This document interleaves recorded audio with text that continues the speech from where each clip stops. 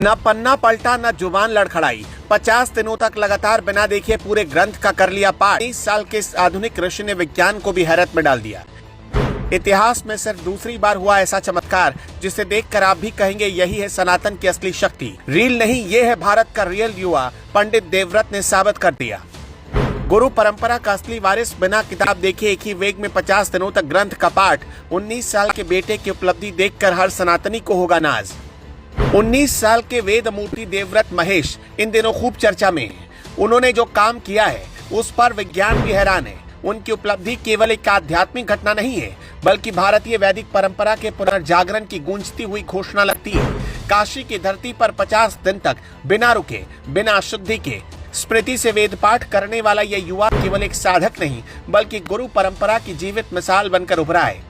वाराणसी जहां क्षण घंटियों, शंख और मंत्रोच्चार की ध्वनि गूंजती रहती है, वहीं पर महाराष्ट्र के 19 वर्षीय देवव्रत महेश रेखे ने ऐसा इतिहास रचा जिसकी चर्चा वाली कई पीढ़ियां करेंगी। शुक्ल यजुर्वेद मानदिनी शाखा के दंडक्रम पारायण जैसा अत्यंत जटिल पाठ 50 दिन तक लगातार, वो भी पूरी तरह कंठस्थ, आज के दौर में किसी चमत्कार से कम नहीं लगता।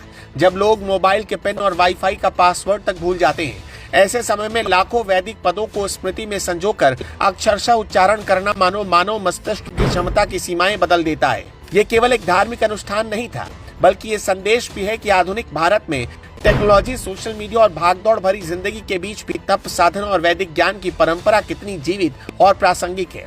काशी की गलियों से लेकर सोशल मीडिया तक इस उपलब्धि ने यह एहसास कराया कि भारत की असली ताकत उसकी स्मृति, उसकी संस्कृति और उसकी गुरु शिष्य परंपरा में ही बसी है।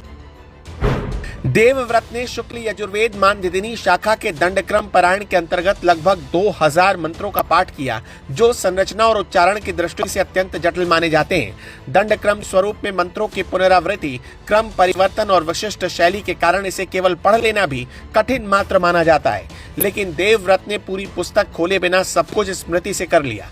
कहा जा रहा है कि उन्होंने करीब 25 लाख पदों का लगातार वाचन किया और वो भी पूरे 50 दिनों तक बिना किसी रुकावट के, और वो भी बिना किसी अशुद्धि के।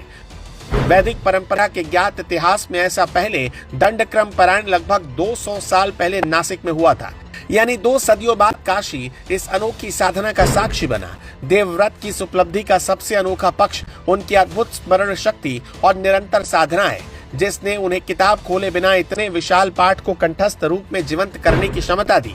वैदिक गुरुकुल में वर्षों तक चलने वाली शिक्षा, उच्चारण की शुद्धि, लय, स्वर और भाव सब मिलकर ऐसे साधक को तैयार करते हैं जो केवल पाठ नहीं करता बल्कि मंत्रों को जीता है। सोशल मीडिया पर लोगों ने टिप्पणी की कि जब आज की पीढ़ी को छोटी छोटी चीजें याद करना मुश्किल हो जाता है, तब 19 वर्ष की आयु में ये वैदिक साधना एक अलग ही मानक तय करती है। इसने ये भी दिखाया कि यदि मार्गदर्शन सही हो तो युवा पीढ़ी आध्यात्मिक अनुशासन और पारंपरिक ज्ञान के प्रति उतनी ही गंभीर हो सकती है जितनी आधुनिक करियर के प्रति। प्रधानमंत्री नरेंद्र मोदी ने देवव्रत महेश रेखे की इस विलक्षण उपलब्धि पर उन्हें बधाई दी है और कहा है कि जो उन्होंने किया उसे आने वाली पीढ़ियां याद रखेंगी और भारतीय संस्कृति से प्रेम करने वाला हर व्यक्ति इस पर गर्व करे। प्रधानमंत्री ने विशेष रूप से उल्लेख किया कि शुक्ल यजुर्वेद की मानदिनी शाखा के 200 मंत्रों वाले दंडक्रम पारायण को 50 दिन में बिना किसी रुकावट और बिना गलती के पूरा करना गुरु परंपरा का सर्वोत्तम उदाहरण है।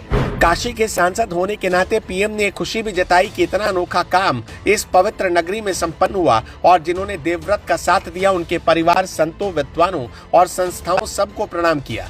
सम्मान के रूप में देवव्रत को 5 लाख रुपए के सोने का कंगन और 1,11,116 रुपए पुरस्कार के तौर पर प्रदान की गई, जो केवल पुरस्कार नहीं बल्कि वैदिक विद्या के प्रति कृतज्ञता का प्रतीक बन गया। देवव्रत के सम्मान में वाराणसी में जुलूस निकाला गया, जो किसी साधारण शोभा यात्रा से कहीं ज्यादा भव्य और चलता फिरता वैदिक महोत्सव बन गया। रथ यात्रा क्रॉसिंग से महमूरगंज तक निकाली गई। इस जुलूस में 500 से अधिक वेद छात्र, पारंपरिक वाद्य यंत्र और शंख ध्वनि की गूंज ने पूरे शहर को मानो एक विशाल यज्ञशाला में बदल दिया। ऐसे नौजवान साथी ने भारत का नाम एक बार फिर रोशन कर दिया और फिर से प्राचीन परंपराओं को जागृत कर दिया है। 19 साल के इस युवा वेदमूर्ति देवव्रत महेश रेखे के बारे में आप क्या कहना चाहते हैं? हमें कमेंट सेक्शन में जरूर बताते चलिएगा।